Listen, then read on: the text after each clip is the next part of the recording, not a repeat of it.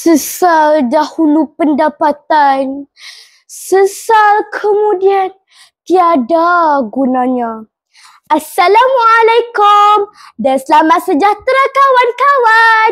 Nama saya Nur Aini Aqilah. Hari ini saya akan membawa kalian ke dalam sebuah hikayat yang penuh pengajaran. Inilah kisah Malim Deman, raja dari kayangan yang akhirnya tenggelam dalam penyesalan. Kalau kawan-kawan hendak tahu, cerita ini diolah daripada sebuah buku berjudul Hikayat Malim Deman yang tentunya terbitan Dewan Bahasa dan Pustaka. Pada suatu malam yang hening di kayangan, Malim Deman bermimpi tentang seorang gadis yang kecantikannya bak bulan purnama. Wajah gadis itu terpahat dalam mimpinya. Lalu dia terjaga dengan penuh debaran. Inilah jodohku, bisik hatinya. Dengan penuh tekad, dia memutuskan untuk turun ke bumi mencari gadis itu.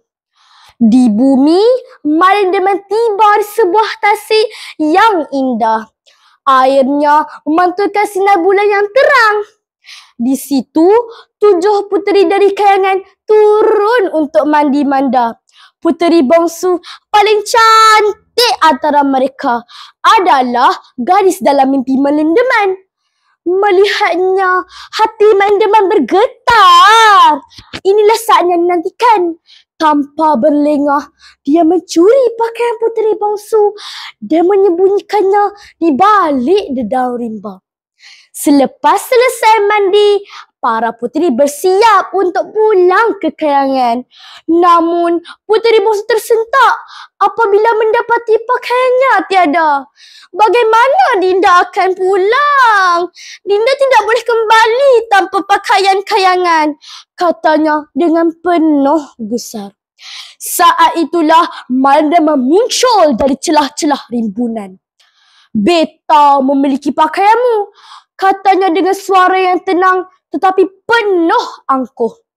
Namun, jika Tuan Puteri mahu kembali ke kayangan, Tuan Puteri harus menjadi isteriku terlebih dahulu. Puteri bongsu tiada pilihan lain. Dengan hati yang berat, dia mengikuti kehendak Malim Deman. Mereka pun berkahwin dan pada mulanya kehidupan mereka penuh kebahagiaan. Puteri bongsu hamil dan mereka menanti kelahiran anak dengan penuh harapan. Namun, seiring berlalunya masa, Malim Deman mula merindui kampung halamannya di kayangan. Suatu hari, dia berkata kepada puteri bongsu, "Marilah kita pulang ke kayangan. Tempat kita bukan di bumi ini." Puteri bongsu memandangnya dengan penuh sayu. "Ampun Kanda, Dinda tidak sanggup pulang. Di bumi inilah kita membina keluarga. Di sini anak kita akan lahir. Hati Dinda lebih tenang di sini." Kata-kata puteri bongsu itu menelan amarah di hati Malim Deman. Tanpa sepatah kata, dia meninggalkan puteri bongsu yang sangat hamil. Tangisannya tidak didengarin dan puteri bongsu melahirkan anak mereka dalam kesunyian. Walaupun hatinya pedih, dia terus menunggu kepulangan suaminya. Masa berlalu dan akhirnya hati Malim Deman yang angkuh dilembutkan oleh rasa sesal. Kesilapan yang dilakukannya mula menghantui dirinya. Dengan rasa bersalah yang mendalam, dia kembali ke bumi, menempuh pelbagai rintangan demi mencari isteri dan anaknya.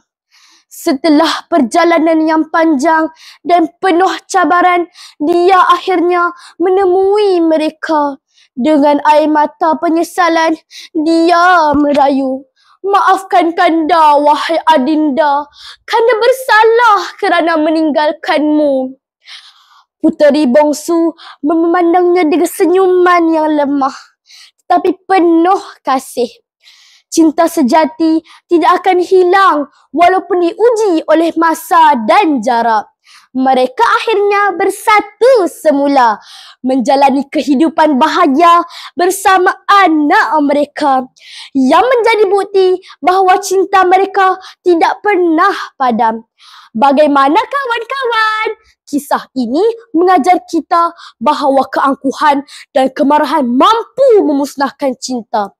Namun, kesetiaan dan kesabaran sentiasa memberi peluang untuk kita memperoleh kebahagiaan. Semoga kita semua mengambil iktibar daripada kisah ini. Semoga berjumpa lagi. Sekian, terima kasih.